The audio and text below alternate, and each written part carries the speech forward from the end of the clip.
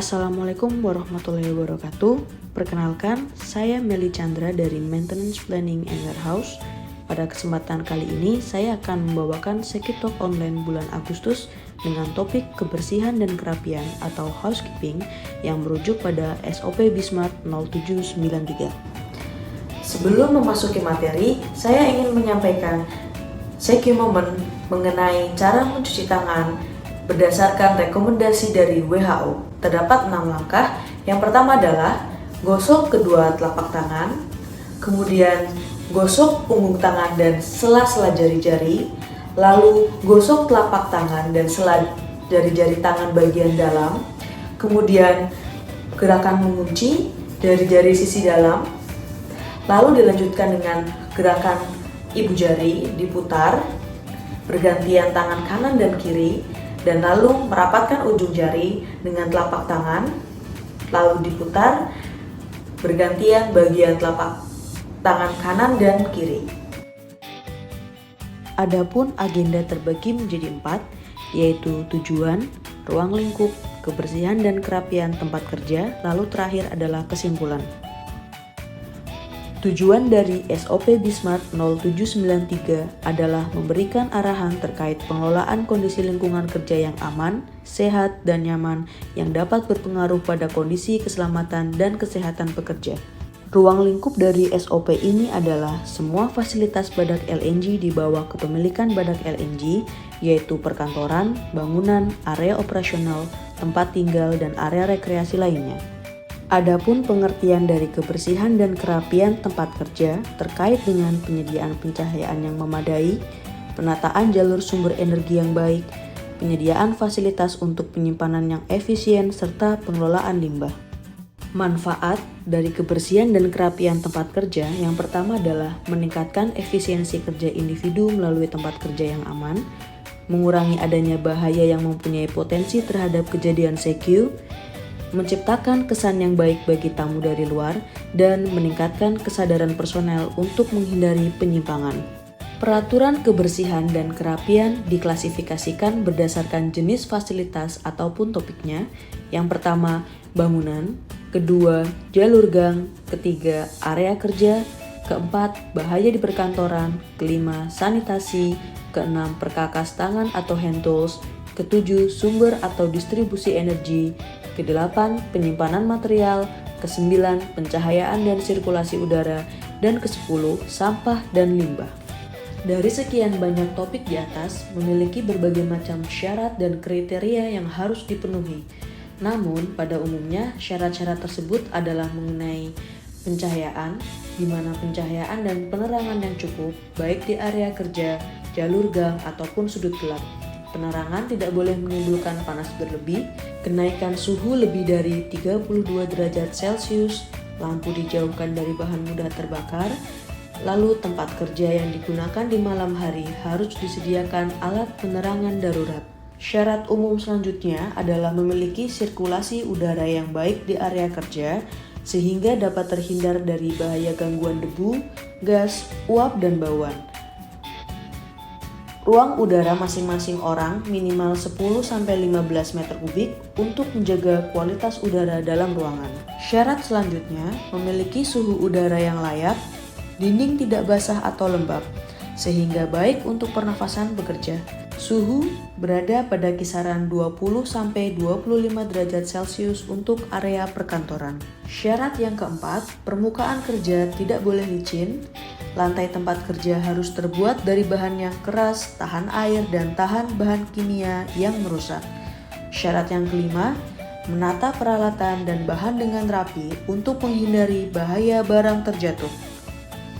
Syarat yang keenam, bangunan harus menghindarkan dari kemungkinan kebakaran. Akses menuju alat pemadam kebakaran harus bersih dan tidak terhalang. Lalu, syarat selanjutnya, merapikan dan membersihkan tempat kerja sebelum dan setelah bekerja.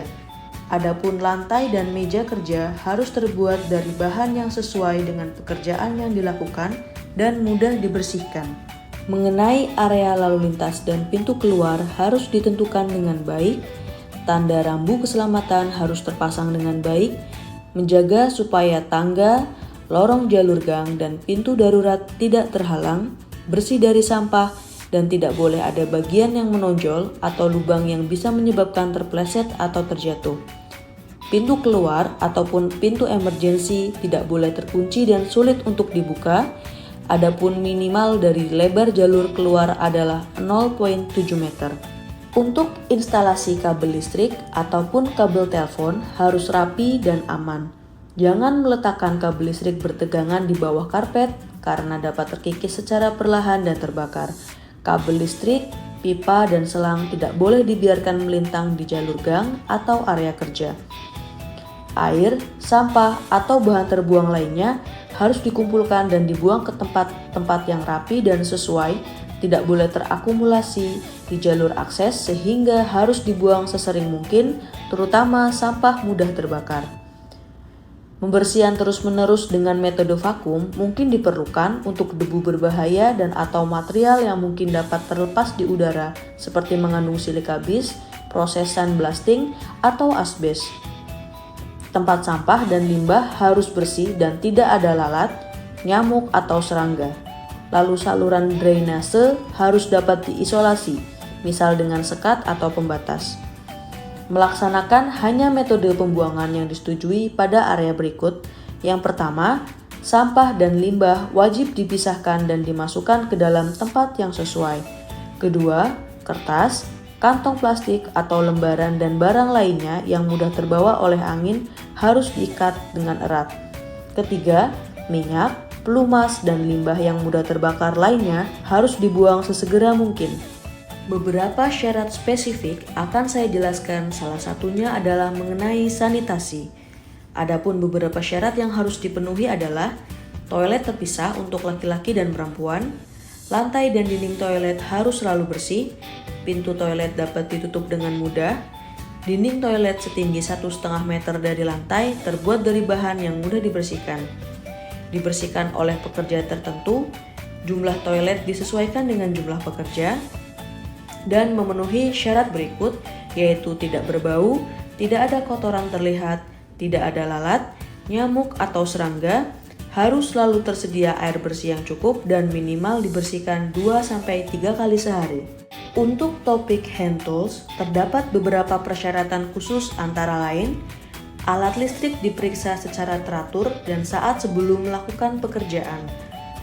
Gunakan palu tipe soft face hammer jika terdapat bahaya percikan api terhadap zat mudah terbakar.